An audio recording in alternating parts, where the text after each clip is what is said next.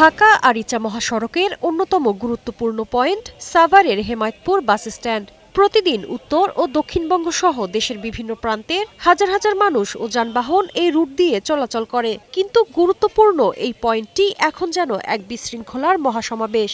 মহাসড়কের একটি বড় অংশ জুড়ে এখন রাজত্ব চলছে অবৈধ অটোরিকশা, ইজি বাইক আর হকারদের। এতে আসন্ন ঈদে ব্যাহত হতে পারে ঈদযাত্রা। সেই সাথে দেখা দিয়েছে চামড়া শিল্পনগরীর লবণ কেমিক্যালবাহী গাড়ি ও পশুবাহী ট্রাক আটকা পড়ার আশঙ্কা। সবচেয়ে বেশি বিপাকে পড়েছেন শিল্পাঞ্চল সাভারের পোশাক শ্রমিকরা। ফুটপাত দখলের কারণে তারা বাধ্য হয়ে মূল সড়ক দিয়ে হাঁটছেন, যা প্রতিনিয়ত বাড়িয়ে দিচ্ছে দুর্ঘটনার ঝুঁকি। অভিযোগ রয়েছে বাস স্ট্যান্ডের এই অরাজকতার নেপথ্যে রয়েছে এক চাঁদাবাজ চক্র। প্রভাবশালী মহলের ইন্ধনে দিন দিন বেপরোয়া হয়ে উঠেছে এই সিন্ডিকেট।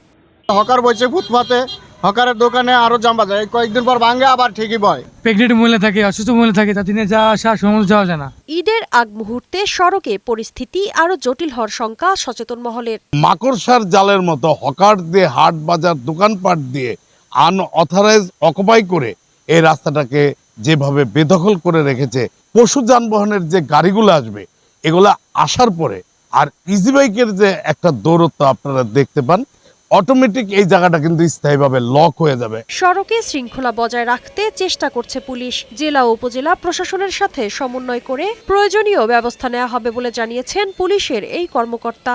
স্বল্প জনবল হাইওয়েতে আমাদের যে টিম আছে, আমরা গত ঈদেও কিছু ফোর্স পেয়েছিলাম, এবার যদি কিছু আমরা আমাদের সমন্বিত প্রচেষ্টায় আমরা যানজট নিরসনের জন্য কাজ করব।